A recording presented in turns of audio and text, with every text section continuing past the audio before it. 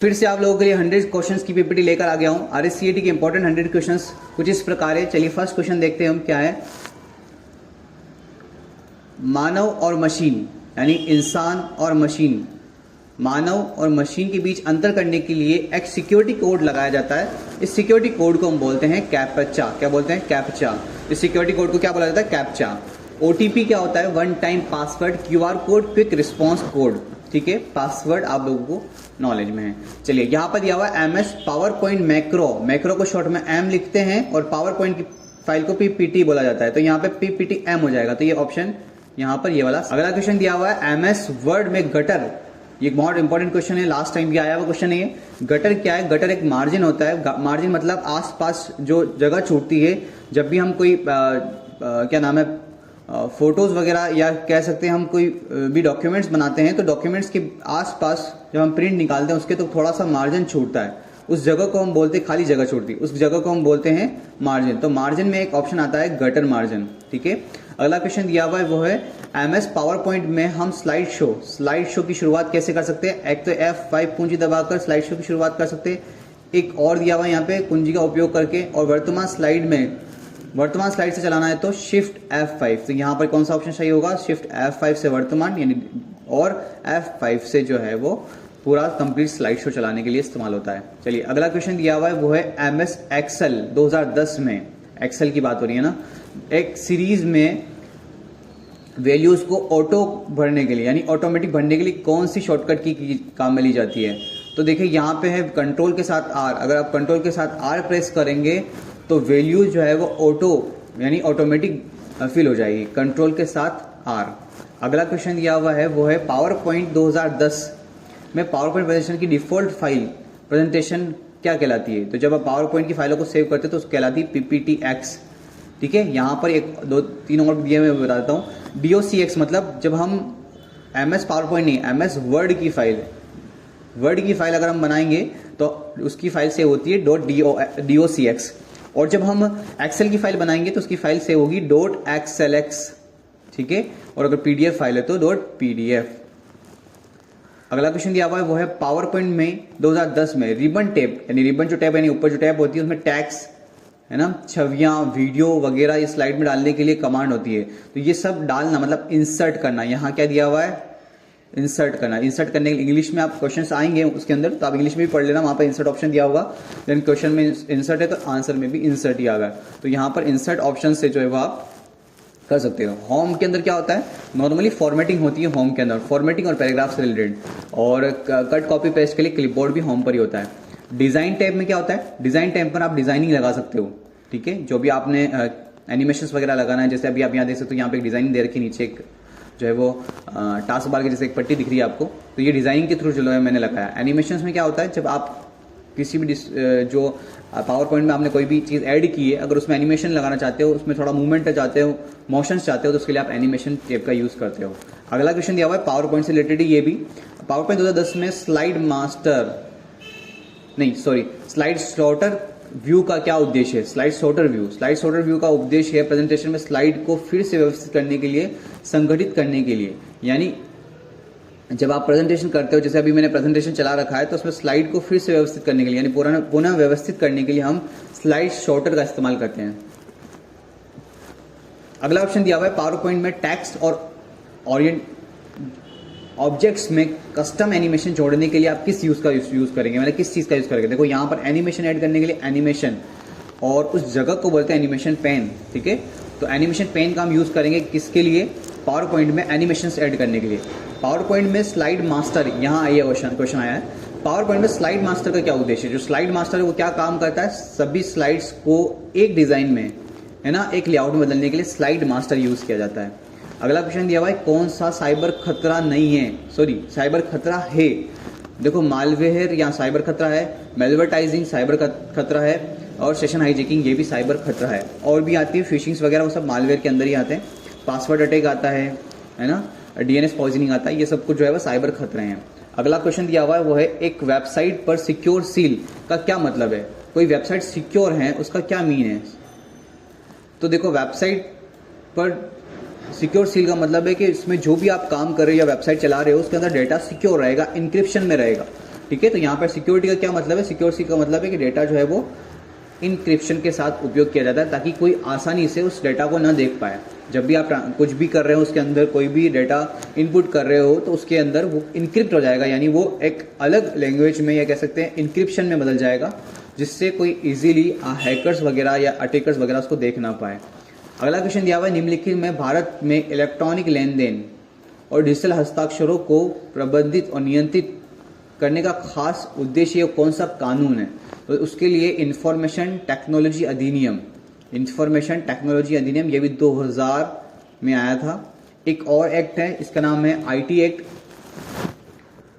Short में उसको बोलते हैं, और फुल फॉर्म में इसको बोलते हैं इंफॉर्मेशन टेक्नोलॉजी अधिनियम, आईटी एक्ट 2000। ठीक है, चलिए अगला क्वेश्चन दिया हुआ है वो है एक विंडोज ऑपरेटिंग सिस्टम ओएस, कौन सा, विंडोज में सिस्टम रीस्टोर का प्राथमिक उद्देश्य क्या है? सिस्टम रीस्टोर, रीस्टोर का मतलब होता है पुनः स्टोर करना। तो इसमें क्या होता है कि अगर कोई छोटी मोटी समस्याएं त्रुटि वगैरह आ रही है तो हम रीस्टोर बटन पे क्लिक करेंगे तो वापस वही वैसा का वैसा हो जाएगा जो पहले था, पहली कंडीशन में जो हमारा कंप्यूटर था। अगर मान लो किसी ने उसमें से फाइल वगैरह उड़ा दी है और अगर हमने रीस्टोर पॉइंट क्रिएट कर रखा था तो जैसे उस रीस्टोर पॉइंट को आप जो है इनेबल करोगे तो उससे जो है वो पुराना कंप्यूटर जैसा था वैसा का वैसा तैयार हो जाएगा।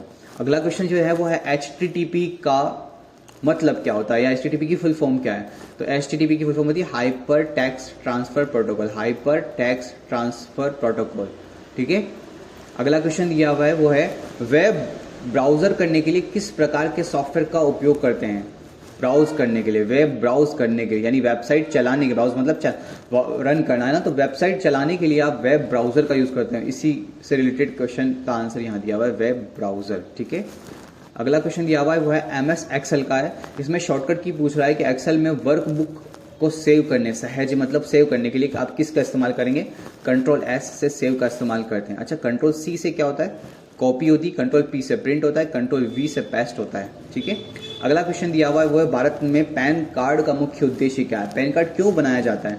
पहले तो पैन कार्ड की फुल फॉर्म भी याद रख लें। पैन कार्ड की फुल फॉर्म होती है permanent account number, permanent account number. ठीक है, पैन कार्ड क्यों बनाया जाता है? टैक्स के उद्देश्य से बनाया जाता है ताकि आपकी इनकम पता लगे कि आखिर आप जो है वो कितने का लेन देन करते हैं, इसलिए पैन कार्ड बनाए जाते हैं।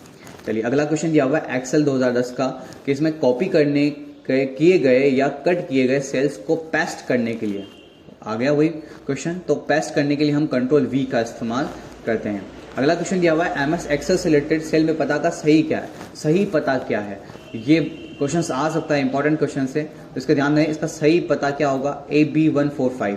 करेक्ट जो है वो सबसे पहले अल्फाबेटिक आएगा, यानी कॉलम्स आएंगे, उसके बाद रो का नंबर आएगा, तो सबसे पहले अल्फाबेट फिर रो, तो इसमें AB145 बिल्कुल सही रहेगा। Microsoft office, Microsoft one drive और ड्रॉप बॉक्स, ये क्या है? ये सारे क्लाउड स्टोरेज के उदाहरण हैं, यानी ऑनलाइन स्टोरेज कह सकते हैं इसको, ये क्लाउड स्टोरेज के उदाहरण दिए हुए हैं। अगला क्वेश्चन दिया हुआ है भारत में रुपए कार्ड, रुपए बना है रुपया और पेमेंट से, और इसको बनाने वाली देखो रुपए हुआ, फास्टैग हुआ, UPI हुआ, है ना, और AEPS हुआ, ये सब कुछ जो बनाने का काम है या इसकी शुरुआत करने वाले संगठन का नाम है NPCI। NPCI की फुल फॉर्म भी याद रखिएगा आप, national payment corporation of India. ठीक है, अच्छा एक और यहाँ पे है RBI की फुल फॉर्म दे रखी है, भारतीय रिजर्व बैंक, जो नोट वगैरह छापने का काम करती है, भारतीय रिजर्व बैंक। अगला क्वेश्चन दिया हुआ है वो है कौन सी सोशल नेटवर्किंग साइट्स को आप उसके पोस्ट के अक्षर सीमा और हैशटैग के रूप में जाना जाता है? तो देखो अक्षर सीमा मतलब उसमें जब भी आप कोई कमेंट या पोस्ट करते हो तो उसकी सीमा होती है कि इससे ज़्यादा आप नहीं लिख सकते, और हैशटैग का इस्तेमाल किया जाता है, जो हैशटैग होता है ना उसका यूज़ होता है। तो ये इसकी जो साइट है उसका नाम है ट्विटर, अभी इसका नाम चेंज हो गया है, ट्विटर का X में जो है इसका कन्वर्ट हो गया है। तो ये ही वो वेबसाइट या सोशल नेटवर्किंग साइट है जहाँ पर हैशटैग का इस्तेमाल सबसे पहले किया गया था, अब तो इंस्टाग्राम वगैरह में भी होने लग गया है, और ट्विटर ने ही जो है वो @@ का भी यूज़ करना स्टार्ट किया था, और ट्विटर पर जो है वो ट्वीट करना कहलाता है जब भी मैसेज करते हैं, और उसकी सीमा होती है 140 कैरेक्टर्स। ठीक है, राज ई साइन इलेक्ट्रॉनिक सिग्नेचर का प्राथमिक उद्देश्य क्या है? इलेक्ट्रॉनिक सिग्नेचर, हिंदी बोलते तो इलेक्ट्रॉनिक हस्ताक्षर, बस यही जो है वो इसकी डेफिनेशन होगी। राजस्थान से संपर्क करने के लिए हम संपर्क ऐप को इस्तेमाल करते हैं, और इसका उद्देश्य क्या है? शिकायत दर्ज करने के काम आता है। राजस्थान संपर्क ऐप क्या काम करता है? राजस्थान सरकार में कोई अगर आपको शिकायत करनी है तो उसके लिए आप जो है वो इसका यूज़ करते हैं। अगला जो क्वेश्चन दिया हुआ है वो भारत में आधार कार्ड का प्राथमिक उद्देश्य क्या है? आधार कार्ड क्यों बनाए जाते हैं? पहचान सत्यापन करने के लिए और सरकारी लाभों को लेने के लिए या सरकारी सेवाओं का जो है वो लाभ उठाने के लिए हम किसका इस्तेमाल करते हैं? आधार कार्ड का, क्योंकि आधार कार्ड से ही बैंक कार्ड बनते हैं, आधार कार्ड से दूसरे अदर कार्ड्स बनते हैं और कहीं पर कोई स्कीम्स वगैरह निकलती है तो आधार कार्ड वहाँ पर कंपलसरी माना जाता है। अगला क्वेश्चन दिया हुआ है वो है मिलान करना है। MS वर्ड में जो बनती है उसको हम बोलते हैं डॉक्यूमेंट, ठीक है, और एक्सेल में जो बनती है उसको बोलते हैं शीट, और पावर पॉइंट में जो बनती है उसको बोलते हैं हम स्लाइड, ठीक है। चलिए अगला क्वेश्चन जो दिया हुआ है वो है MS वर्ड में चयनित टेक्स्ट अथवा ऑब्जेक्ट्स को काटने के लिए कौन सी शॉर्टकट की इस्तेमाल की जाती है? काटने के लिए यानी क्रॉप करने के लिए या कह सकते हैं कट करने के लिए जो है वो Ctrl+X का इस्तेमाल किया जाता है। कॉपी करने के लिए Ctrl+C, पेस्ट करने के लिए Ctrl+V एंड सेव करने के लिए Ctrl+S का इस्तेमाल किया जाता है। अगला क्वेश्चन दिया हुआ है वो MS वर्ड 2010 में फाइंड एंड रिप्लेस खोजना और उसको रिप्लेस करना सुविधा का क्या उद्देश्य है? फाइंड एंड रिप्लेस का क्या उद्देश्य है? डॉक्यूमेंट में कोई भी शब्द को खोजना, सर्च करना और उसको क्या करना? रिप्लेस कर देना, तो इसका ये उद्देश्य है। अगला क्या हुआ? MS वर्ड से रिलेटेड कौन सा दृश्य आपको आपके दस्तावेज को प्रिंट करने के लिए पर कैसा दिखेगा, उसके मार्जिन कैसा है, सब कुछ डिस्प्ले करता है, उसको बोलते हैं प्रिंट प्रीव्यू या प्रिंट लेआउट रिव्यू, ठीक है। तो प्रिंट प्रीव्यू वैसे सही रहेगा, लेकिन यहाँ पर प्रिंट प्रीव्यू नहीं है तो यहाँ पर क्या है? Layout view. तो प्रिंट लेआउट व्यू से आप देख पाएंगे कि MS वर्ड में प्रिंट करने के बाद डॉक्यूमेंट किस तरीके से डिस्प्ले होगा। अगला क्वेश्चन दिया हुआ है MS वर्ड का ही, इसमें लिया हुआ है फॉन्ट, कलर, हाईलाइटर, ये सब जो है कौन सी टैब में मिलेंगे? तो मैंने बोला फॉन्ट टैब आपको होम के ऊपर मिलेगी, होम के ऊपर। इंसर्ट में इंसर्ट फोटो इंसर्ट करना है ना, क्लिप आर्ट इंसर्ट करना, तो ये इंसर्ट की जो चीज़ें हैं, टेबल इंसर्ट करना, ये सब इसमें मिलेगी। पेज से रिलेटेड ओरिएंटेशन चेंज करना, पेज का लेआउट बदलना, मार्जिन बदलना, इस सब कुछ पेज लेआउट में काम आता है। और अगला क्वेश्चन जो दिया हुआ है वो है MS वर्ड में चयनित टेक्स्ट अथवा ऑब्जेक्ट्स को की प्रतिलिपि बनाने के लिए, यानी कॉपी, प्रतिलिपि मतलब कॉपी, काफ़ी ज़्यादा ज़बरदस्त हिंदी दी हुई। प्रतिलिपि यानी कॉपी बनाने के लिए आप किसका यूज़ करोगे? Ctrl+C का। जानना में Ctrl+C से कॉपी हो जाएगा, लेकिन उसको पेस्ट करने के लिए आप Ctrl+V यूज़ करते हैं, है ना, और कट करने के लिए Ctrl+X और सेव करने के लिए Ctrl+S। अगला क्या हुआ है? MS वर्ड 2010 में save as dialogue box open करने के लिए आप किसका यूज़ करते हैं?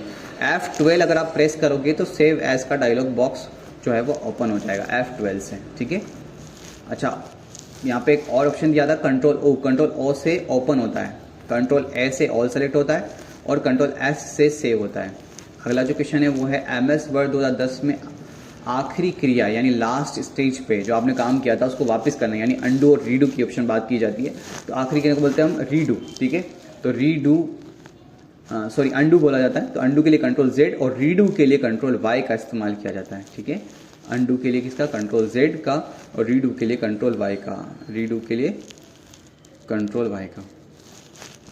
अगला जो क्वेश्चन दिया हुआ है वो है MS एक्सेल में वर्कबुक में फाइल एक्सटेंशन, यानी एक्सेल के पीछे जो एक्सटेंशन लगता है एक्सेल की फाइल के पीछे, वो क्या होता है? तो उसका होता है XLS, डॉक्यूमेंट का एक्सटेंशन DOCX, PPT का एक्सटेंशन PPTX, PDF का एक्सटेंशन PDF। और भी आता है, जैसे इमेज के पीछे लगता है JPEG या IMP, तो JPEG जो है वो या JPG या JPEG जो है वो किसके पीछे लगता है? आपकी इमेज की फाइल के लिए, या फिर PNG भी लगता है ना। तो ये जो है वो एक्सटेंशन होंगे किसके? और अगर आप सॉन्ग वगैरह सुनते हैं तो MP4 लगता है, MP3 लगता है, M4A लगता है वीडियो के लिए। अगला क्वेश्चन दिया हुआ है MS एक्सेल में सेल, पंक्तियों, कॉलम के स्वरूप को, ठीक है, वो कौन सा रिबन है जहाँ पर आप जो है वो सेल्स की पंक्तियाँ, कॉलम्स वगैरह को सही यानी करेक्ट कर सकते हो, अपने हिसाब से साइज और मार्जिन सेट कर सकते हो। तो वो होम पेज है जहाँ पर आप जो है वो अपनी फाइल का होम यानी कॉलम्स और सेल्स को करेक्ट कर सकते हो, उसके लिए होम टैब इस्तेमाल किया जाता है। अगला क्वेश्चन दिया हुआ है MS एक्सेल का ही, एक नंबर सीरीज को जोड़ने के लिए कौन सा फंक्शन यूज़ किया जाता है? यानी आपको जोड़ने के लिए किस फंक्शन का यूज़ किया जाता है? जोड़ना मतलब सम करना, एवरेज निकालने के लिए एवरेज, मैक्सिमम निकालने के लिए यानी उसमें सबसे बड़ी संख्या कौन सी है मैक्स निकालने के लिए, मैक्सिमम निकालने के लिए मैक्स का इस्तेमाल किया जाता है, मिनिमम निकालने के लिए मिन का इस्तेमाल किया जाता है, और काउंट का इस्तेमाल किया जाता है काउंटिंग करने के लिए, ठीक है। अगला क्वेश्चन दिया हुआ है वो है MS एक्सेल का ही है ये। इसमें एक बड़े वर्कशीट पर स्क्रॉल करते समय, स्क्रॉल मतलब स्क्रॉल करते समय दृश्य को देखने के लिए पंक्तियाँ या कॉलम को फ्रीज, अच्छा फ्रीज, अगर आपको फ्रीज करना है तो फ्रीज पेन इस्तेमाल किया जाता है। फ्रीज के लिए फ्रीज पेन इस्तेमाल किया जाता है। उससे क्या होगा, जिस कॉलम या पंक्ति को आप फ्रीज करना चाहते हो वो वहीं रहेगी परमानेंट, वो हिलेगी नहीं, ठीक है। तो इसको कहते हैं फ्रीज पेन्स। अगला क्वेश्चन दिया हुआ है वो है कंप्यूटर सुरक्षा में डीएनएस पॉइजनिंग का क्या उद्देश्य है। डीएनएस पॉइजनिंग मतलब domain name system. DNS poisoning में क्या होता है कि जब आप ये एक तरीके का हमला है जिसमें आप कोई भी वेबसाइट चलाने की कोशिश करते हो लेकिन वो वेबसाइट नहीं चल पाती और बार बार जो हैकर्स चाहता है या अटैकर्स चाहता है उसी वेबसाइट पर आप चले जाते हो, तो इसको बोलते हैं डीएनएस पॉइजनिंग। यानी उसने क्या किया, आपके डोमेन नेम सिस्टम में गड़बड़ी कर दी तो आप बार बार गलत आईपी एड्रेस पर जाते हो। तो यहाँ पर क्या होगा, डोमेन नेम सिस्टम में गलत जानकारी डाल देना, उसको कहते हैं डीएनएस पॉइजनिंग, ठीक है। अगला क्वेश्चन दिया हुआ है वो है साइबर सुरक्षा में फिशिंग हमलों का क्या मुख्य उद्देश्य है, ठीक है। फिशिंग हमले में क्या होता है, आपसे आपकी व्यक्तिगत जानकारी पूछी जाती है, ठीक है। तो कंप्यूटर नेटवर्क में अधिकृत पहुंच प्राप्त करना, ये इसका जो है वो मुख्य लक्ष्य होता है। यानी आपके कंप्यूटर या मोबाइल तक पहुंच प्राप्त करने के लिए वो फिशिंग का इस्तेमाल करते हैं। अगला क्वेश्चन दिया हुआ है वो है ऑनलाइन शिक्षा में मॉक का फुल फॉर्म, मॉक की फुल फॉर्म क्या होती है, massive open online courses, massive open online courses. Important question है, नोट कर लीजिएगा। अगला क्वेश्चन दिया हुआ है वो है दस्तावेज प्रसंस्करण या कंप्यूटर सृष्टि से क्षेत्र में ओसीआर का क्या मतलब है। OCR optical character recognition, optical character recognition. अगला क्वेश्चन दिया हुआ है वो है विंडोज़ में टास्क मैनेजर खोलने के लिए, टास्क मैनेजर खोलने के लिए आपकी शॉर्टकट की का इस्तेमाल करेंगे। वैसे ही अभी तक क्वेश्चन आया नहीं है लेकिन आप इसको देख लें, आ सकता है आपके लिए। तो टास्क मैनेजर ओपन करने के लिए आप क्या कर दोगे, कंट्रोल शिफ्ट और डिलीट का यूज़ करोगे, उससे क्या हो जाएगा, टास्क मैनेजर जो है वो ओपन हो जाएगा। चलिए अगला, यहाँ पे एक ऑप्शन दिया, क्वेश्चन दिया हुआ, ये भी ध्यान रखिए। आप अगर अल्टर और F4 प्रेस करेंगे तो इससे शट डाउन होता है या बंद होता है। क्लोज करने के लिए, क्रॉस करने के लिए अल्टर F4 का इस्तेमाल किया जाता है। माइक्रोसॉफ्ट पावर पॉइंट 2010 में एप्लीकेशन टैब में नियंत्रण समूह निम्नलिखित है, ठीक है। तो पावर पॉइंट के अंदर क्या होता है, एनिमेशन होता है, टाइम होता है, पूर्वावलोकन होता है, ये सब कुछ जो है वो होता है किसके अंदर, MS पावर पॉइंट में। तो यहाँ पे दिए गए सभी इसका जो आंसर सही होगा। अगला क्वेश्चन दिया हुआ है विंडोज़ 10 में स्नैप असिस्ट का उपयोग किया जाता है। अगर आपको स्नैप मतलब क्या होता है, स्क्रीनशॉट लेना एक तरीके से, तो यहाँ पर एक स्क्रीन से एक अधिक विंडो को रन करने के लिए स्नैप का इस्तेमाल किया जाता है।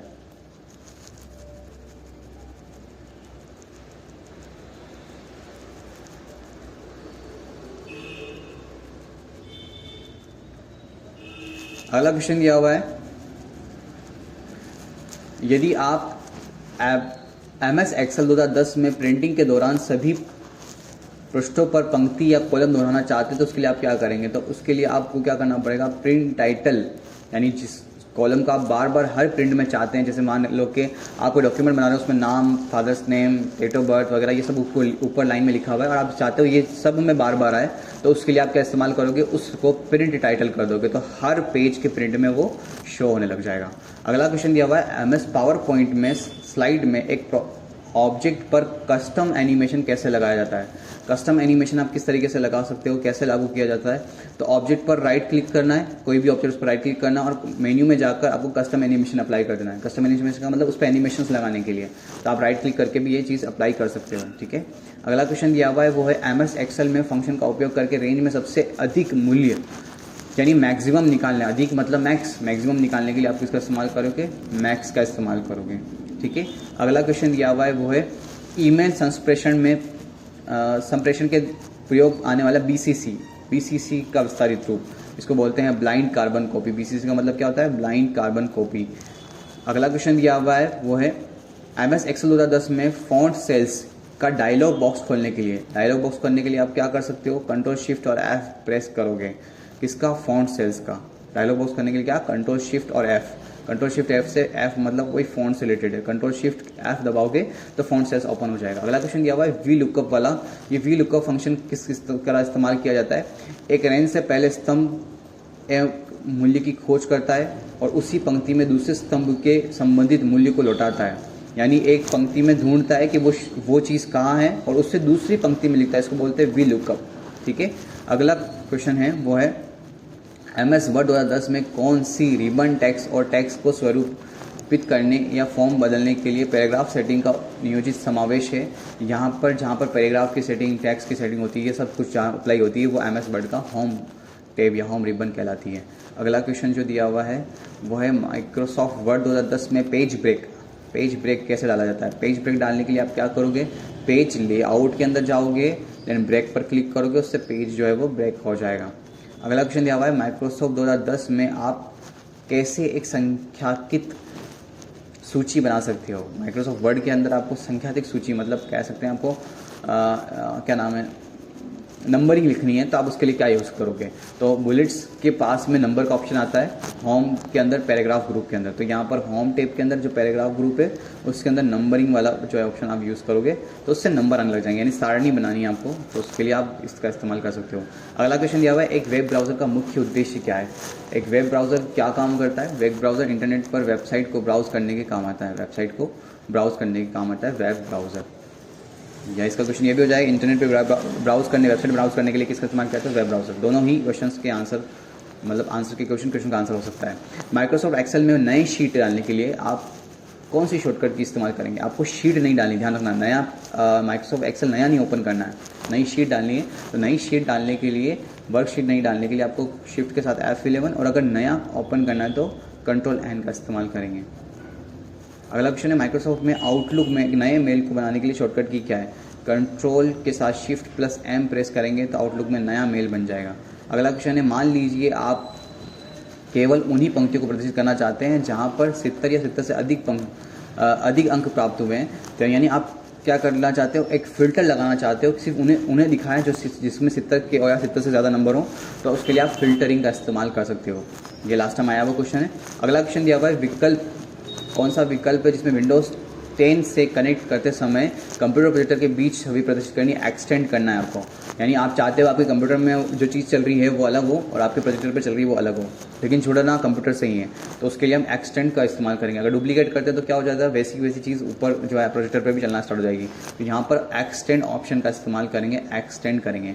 अगला क्वेश्चन दिया हुआ है वो है कि अगर आपके पास मान लो कि आपको काउंट करना है कितने बंदों के 90 से ज़्यादा जो है वो नंबर बने हैं, उसके लिए आप इस्तेमाल करोगे काउंट इफ का। किसका इस्तेमाल करोगे, काउंट इफ का, काउंटिंग करने के लिए।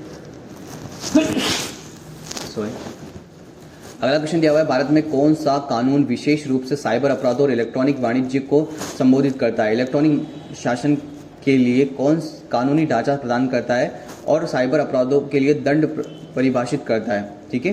तो वो कौन सा साइबर के लिए एक्ट बनाया गया है, उसको बोलते हैं भारतीय IT एक्ट, ठीक है। इंफॉर्मेशन टेक्नोलॉजी वाला जो एक्ट बनाया गया 2000 वाला, वो उसी के थ्रू सारे जो इलेक्ट्रॉनिक आइटम में कोई छेड़छाड़ करने पर कानूनी अपराध या फिर कोई करता है तो उसको दंड दिया जाता है IT एक्ट 2000 के थ्रू, ओके। अगला क्वेश्चन है विंडोज़ 10 में जो है वो स्क्रीन शॉट लेने के लिए किस टूल का इस्तेमाल किया जाता है, उसको बोलते हैं स्निपिंग टूल। अगला क्वेश्चन दिया हुआ बायोस की फुल फॉर्म क्या होती है, बेसिक इनपुट आउटपुट सिस्टम। अगला क्वेश्चन दिया हुआ है वो है हाइपर लिंक को आप ओपन करना चाहते हो MS वर्ड के अंदर, कोई भी आपने लिंक बनाया या कोई लिंक कॉपी किया है, उसको ओपन करने के लिए आप कंट्रोल के साथ उस पर क्लिक करोगे तो वो जो है वो एज ए बटन काम करेगा और लिंक ओपन हो जाएगा। सक्रिय दस्तावेज का फाइल कहाँ से प्रदर्शित होती है, यानी कि जो भी आपकी फाइलें हैं वो सब कुछ टाइटल बार में नाम दिखाता है कि नाम जहाँ डिस्प्ले होता है, जो भी आपकी फाइल है उसका नाम डिस्प्ले होता है ऊपर ही ऊपर, उसको बोलते हैं टाइटल बार। अगला दिया हुआ है IP की फुल फॉर्म क्या है, इंटरनेट प्रोटोकॉल। अगला दिया हुआ है निम्नलिखित में से किसका उपयोग करके आप वायरलेस नेटवर्क से जो है वो आपकी लोकेशन एक स्थान से दूसरे स्थान पर जो है वो नेविगेट कर सकते हो। लोकेशंस के लिए, नेविगेशन के लिए आप इस्तेमाल करते हो GPS का, फुल फॉर्म होती है ग्लोबल पोजिशनिंग सिस्टम। अगला क्वेश्चन दिया हुआ है MS वर्ड में जिस टूल का इस्तेमाल किया जाता है ताकि आप बार बार उसको क्विकली काम में ले सकें, तो वो टूल कहलाता है क्विक एक्सेस टूल बार। अगला क्वेश्चन है ईमेल अटैचमेंट क्या है। ईमेल के साथ कोई भी चीज़ अटैच कर रहे हो आप, फोटो या छोटी सी वीडियोस वगैरह या कोई फाइल या कोई डॉक्यूमेंट्स, ये सब कुछ क्या कहलाता है, अटैचमेंट। साथ में अटैच करने के लिए जो है अटैचमेंट कहलाता है। अगला दिया हुआ है अपने कंप्यूटर को बंद किए बिना डिवाइस को हटाना या बदलना कहलाता है हॉट स्वीपिंग। क्या कहते हैं उसको, हॉट स्वीपिंग।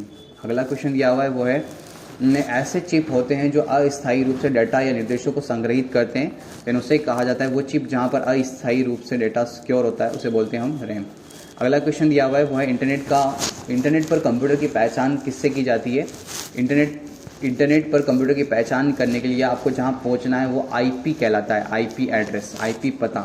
अगला है एक वेबसाइट का संग्रह, यानी जहाँ पर एक वेबसाइट है कलेक्ट की जाती है, संग्रह कहलाता है, वेबसाइट का संग्रह कहलाता है वेब पेजेस या वेब पोस्ट। ठीक है, वेबसाइट पे जो बहुत सारे पेजेस होते हैं उनको वेब पेज कहते हैं, एक एक पेज को वेब पेज कहते हैं, हिंदी में लिख रखा है यहाँ पर वेब पोस्ट। अगला क्वेश्चन दिया हुआ है, एक उपकरण जो न केवल सच सुरक्षा प्रदान करता है बल्कि एक पावर आउटपुट देता है। ध्यान रखें, कंप्यूटर को आउटपुट देने के लिए लैपटॉप में तो अंदर बैटरी होती है लेकिन कंप्यूटर में बैटरी नहीं होती है, तो अगर बिजली वगैरह बंद हो जाए तो उस टाइम पर आप क्या काम करोगे, तो उसके लिए आप यूपीएस का यूज़ कर सकते हो। यूपीएस लगाओगे तो उससे जो आपको यूपीएस मतलब पावर सप्लाई है वो पावर सप्लाई क्या करती है, आपको कुछ टाइम के लिए पावर देती है, तो वो यूपीएस का इस्तेमाल करके आप जो है अपने डेटा का यानी अपने कंप्यूटर को बैकअप प्रदान कर सकते हो। यूएसबी की फुल फॉर्म बताइए। यूएसबी की फुल फॉर्म होती है यूनिवर्सल सीरियल बस, पूछी गई है, ये भी याद रखिएगा। अगला क्वेश्चन दिया हुआ है, राजस्थान सरकार जो ई कॉमर्स वेबसाइट चलाती है उसको ई बाज़ार बोला जाता है। क्या बोला जाता है? ई बाज़ार। अगला क्वेश्चन दिया हुआ है वो है क्लाउड स्टोरेज के वैध उदाहरण कौन से हैं। क्लाउड स्टोरेज कौन कौन से हैं? Google drive, one drive, drop box, ये सारे जो है वो क्लाउड स्टोरेज कहलाएंगे। अगला दिया हुआ है, मिलान करना है आपको। माइक्रोसॉफ्ट यहाँ पे माइक्रोसॉफ्ट वर्ड था। माइक्रोसॉफ्ट वर्ड के अंदर जो फाइलें बनती हैं उनको डॉक्यूमेंट कहते हैं, तो फर्स्ट का आर हो जाएगा। एक्सेल की जो फाइलें होती हैं उनको हम स्प्रेडशीट बोलते हैं, और पावर पॉइंट में जो होता है प्रेजेंटेशन हो जाएगा, तो फर्स्ट का आर, सेकंड का पी, थर्ड का क्यू हो जाएगा। अगला दिया हुआ है, फाइलों को सीडी में कॉपी करना, बर्न करना। सीडी को भरना जो होता है ना, सीडी के अंदर कोई भी चीज़ डालना, उसको बोलते हैं बर्निंग या बर्न करना कहलाता है। अगला क्वेश्चन दिया हुआ है वो निम्नलिखित में से कौन सा इनपुट डिवाइस का उदाहरण है। इनपुट डिवाइस के उदाहरण कौन से हैं? तो इसमें स्कैनर जो है इनपुट डिवाइस है, स्पीकर आउटपुट है क्योंकि बाहर आवाज़ सुनाता है, प्रोजेक्टर भी बाहर दिखाता है, प्रिंटर भी बाहर करता है, तो इनपुट डिवाइस कौन सा होगा यहाँ पे? स्कैनर की एक और बड़ी भाषा, ये क्या करता है? हार्ड कॉपी को सॉफ्ट कॉपी में बदलने के भी काम आता है। अगला क्वेश्चन दिया हुआ है, फाइल फोल्डर कॉपी और पेस्ट करने के लिए। कॉपी, ध्यान रखें यहाँ पे कॉपी लिखा हुआ है, अगर यहाँ कट होता तो आंसर चेंज हो जाता है। यहाँ पे कॉपी और यहाँ पे पेस्ट, कॉपी के लिए सी, पेस्ट के लिए वी, कंट्रोल के साथ सी, कंट्रोल के साथ वी। अगर यहाँ पे कट होता तो कंट्रोल के साथ एक्स और कंट्रोल के साथ वी का इस्तेमाल करते हैं। अगला क्वेश्चन दिया हुआ है, चार्ट, एक कॉलम सॉर्ट चार्ट के समान, यानी आपको जो है वो क्या करना है, कॉलम वाली सीधी समझ लें, स्तंभ समझ लें, या कह सकते हैं खंबे के जैसे जो अगर आपको चार्ट दिखता है वो वाला चार्ट कहलाता है बार चार्ट, उसको हम क्या बोलते हैं? Bar chart. ठीक है। अगला क्वेश्चन दिया हुआ है, निम्नलिखित में से कौन सा कथन फाइल नामों से संबंध में गलत है। ठीक है, तो यहाँ पर देखिए आप लिखा हुआ है, फाइल में एक्सटेंशन डॉट से पहले आता है, फाइल एक्सटेंशन डॉट से पहले नहीं आता है। जैसे मान लो कोई फाइल है तो उसके पीछे लिखा रहेगा डॉट PDF, तो इसका मतलब क्या, एक्सटेंशन के बाद यानी डॉट के बाद आ रहा है ना, तो ये बिल्कुल ही गलत हुआ, इसलिए ये ऑप्शन जो है वो यहाँ पर सही होगा। अगला दिया हुआ है ऑप्शन वर्ड 2010, MS वर्ड 2010 में पोर्ट्रेट और लैंडस्केप, इसको बोलते हैं पेज लेआउट या ओरिएंटेशन। सही नाम क्या है इसका? ओरिएंटेशन। ये पेज लेआउट के अंदर ही आपको ऑप्शन मिलेगा जहाँ से आप पेज को आड़ा और खड़ा कर सकते हो, इसको बोलते हैं हम ओरिएंटेशन।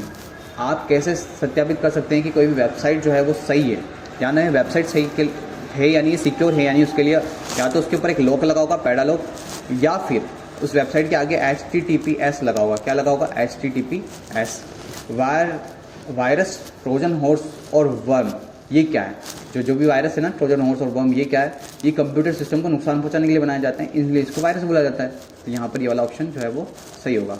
अगला क्वेश्चन है, प्रेजेंटेशन का संग्रह है। प्रेजेंटेशन किस चीज़ का संग्रह होती है? प्रेजेंटेशन या PPT जो बनाई जाती है वो किसका होती है? जैसे अभी ये PPT चल रही है, इसमें बहुत सारे स्लाइड्स हैं, ठीक है, ना कि पेज है, इसमें इसको बोला जाता है स्लाइड्स। तो स्लाइड्स का जो संग्रह होती है उसको प्रेजेंटेशन कहते हैं, या प्रेजेंटेशन जो है वो स्लाइड का संग्रह होती है। ठीक है। अगला क्वेश्चन दिया हुआ है वो है, डोमेन नाम उपकरण में vmou.ac.in, ये जो वेबसाइट का नाम है इसको IP पते में बदलना, इसको क्या कहते हैं? जब किसी नाम को यानी डोमेन नेम को पता लगाकर उसको IP में बदला जाता है उसको बोलते हैं DNS, डोमेन नेम सिस्टम। मैंने एग्जांपल भी आपको दिया था इसका कि जैसे आप मोबाइल पर कॉल लगाते हो किसी के तो नंबर पे लगता है, नाम पे नहीं लगता है, तो सेम उसी तरीके से यहाँ पर भी नाम पर जब वेबसाइट सर्च करते हो नाम सर्च नहीं होता है, वो होती है नंबरिंग, तो उस नंबरिंग को बोलते हैं DNS। वो नंबर कहलाता है IP और ये प्रोसेस कहलाती है DNS। अगला क्वेश्चन दिया हुआ है, निम्नलिखित में से कौन सा कंप्यूटर सिस्टम पे संसाधन प्रबंधन के लिए भूमिका निभाता है, यानी कंप्यूटर की देख रेख करने या कंप्यूटर के सारे कंपोनेंट्स को ऑपरेट करने का काम करता है ऑपरेटिंग सिस्टम, इसको OS बोलते हैं शॉर्ट में, या फिर सिस्टम सॉफ्टवेयर भी बोला जाता है। अगला क्वेश्चन है, आधार कार्ड में कितने अंक होते हैं? आधार कार्ड में 12 अंक होते हैं। अगला क्वेश्चन है, जॉब सर्च करने के लिए आप कौन सी वेबसाइट का इस्तेमाल कर सकते हैं। तो देखो यहाँ पे अमेज़ॉन तो शॉपिंग के लिए, मिंत्रा भी शॉपिंग के लिए, पेटीएम पे वगैरह करने के लिए, भुगतान करने के लिए। तो यहाँ पर क्या होगा, naukri.com से आप क्या कर सकते हो, जॉब सर्च कर सकते हो। अगला क्वेश्चन, निम्नलिखित में से कौन सा एक एप्लीकेशन सॉफ्टवेयर नहीं है, कौन सा एप्लीकेशन सॉफ्टवेयर नहीं, ऐप नहीं है कह सकते हैं। देखो यहाँ पे पेज मेकर ऐप है, नोटपैड ऐप है, लेकिन यहाँ विंडोज़ 7 जो है ना ये ऐप नहीं है। अगला क्वेश्चन दिया हुआ है एसएसओ एक नागरिक पंजीकरण कैसे करता है। आधार कार्ड से भी कर सकता है, भामाशाह कार्ड से भी कर सकता है, भामाशाह बंद हो गया था, अब जन आधार से भी कर सकता है। ठीक है, तो जन आधार से भी जो है वो रजिस्ट्रेशन कर सकता है। आधार कार्ड और जन आधार कार्ड दोनों ऑप्शन यहाँ पे सही होंगे। अगला दिया हुआ है कि PMGDY से जुड़े कौन कौन से लाभ है। तो देखिए यहाँ पर 1 लाख रुपए की दुर्घटना ये भी है, 30,000 रुपये का जीवन बीमा ये भी है, और 5,000 रुपये का ओवरड्राफ्ट की सुविधा भी दी जाती है। किसके थ्रू, PMGDY के लिए, यानी प्रधानमंत्री जनधन योजना के थ्रू। तो यहाँ पर जो है वो 5 उपयुक्त सभी वाला सही होगा। अगला क्वेश्चन दिया हुआ है, राजस्थान सरकार द्वारा चलित ई कॉमर्स वेबसाइट कौन सी है। राजस्थान सरकार ने जो बनाई है उसका नाम है ई बाज़ार। कौन सा है, ई बाज़ार। अच्छा, यहाँ पे एक और दिया हुआ है RSLDC, RPSC, ई ज्ञान, ये स्कूल्स के लिए बनाई गई है। RPSC सेंट्रल लेवल के क्या नाम ऑफिसर लेवल के एग्ज़ाम के लिए, जैसे RS वगैरह एग्ज़ाम, IPS वगैरह के एग्ज़ाम जो लेती हैं। हाँ, IPS नहीं, RS के एग्ज़ाम, RPS के एग्ज़ाम, SI के एग्ज़ाम या लाइब्रेरियन के एग्ज़ाम, इस तरीके के एग्ज़ाम लेते हैं ना, वो RPSC लेती है। RSLDC जो है वो RKSL के बाद काम करने वाला एक विभाग है जो लोगों में रोजगार या लोगों में स्किल डेवलप करने का काम करता है, RSLDC। अगला क्वेश्चन है, उसका नाम है, निम्न में से कौन सा कंप्यूटर की हार्ड कॉपी प्रदान करता है। जो कंप्यूटर से चीज़ों को बाहर निकालता है, कॉपी निकालता है, उसको बोलते हैं प्रिंटर। ठीक है। अगला है, भारतीय रेलवे या IRCTC के संदर्भ में PNR क्या चीज़ है। बहुत इंपॉर्टेंट क्वेश्चन है PNR वाला। PNR मतलब पैसेंजर नेम रिकॉर्ड। जब भी कोई ट्रेन वगैरह रवाना हो जाती है तो उसके बाद आपने ट्रेन में अगर टिकट बुक किया होता है तो आपको एक नंबर दिए जाते हैं, एक मैसेज पे, टेक्स्ट मैसेज पर, उसको बोलते हैं PNR नंबर। तो उसको बोलते हैं पैसेंजर नेम रिकॉर्ड, यानी आपका नाम उसमें लिस्ट में चढ़ चुका है। VJ केबल में कितनी पिन होती है। VJ केबल में 15 पिन होती है। अगला क्वेश्चन दिया हुआ है वो है, जनधन सूचना पोर्टल में कौन सा कथन सत्य नहीं है। जनधन सूचना पोर्टल, जो जन सूचना पोर्टल यानी जन आधार वाला पोर्टल है, उसमें कौन सा सत्य नहीं है। सूचना प्राप्त करने के लिए आधार पंजीकरण करना आवश्यक है, नहीं, ऐसी कोई ज़रूरत नहीं है। आप जो है वो बिना आधार कार्ड पंजीकरण वगैरह किए भी आप सूचनाएं देख सकते हो। ठीक है, इसकी वेबसाइट ये है, बिल्कुल सही है। और सभी सरकारी योजनाओं की जानकारी वहाँ मिलती है, सरकारी विभागों की और निगम की, प्रतिकरण की, सबकी जो है वो आप वहाँ पर इन्फॉर्मेशन देख सकते हो। अगला दिया हुआ क्वेश्चन है, लास्ट जो हमारा रहेगा, निम्न में से कौन सी किस की का कर्सर राइट की और अक्षरों को डिलीट कर सकते हैं।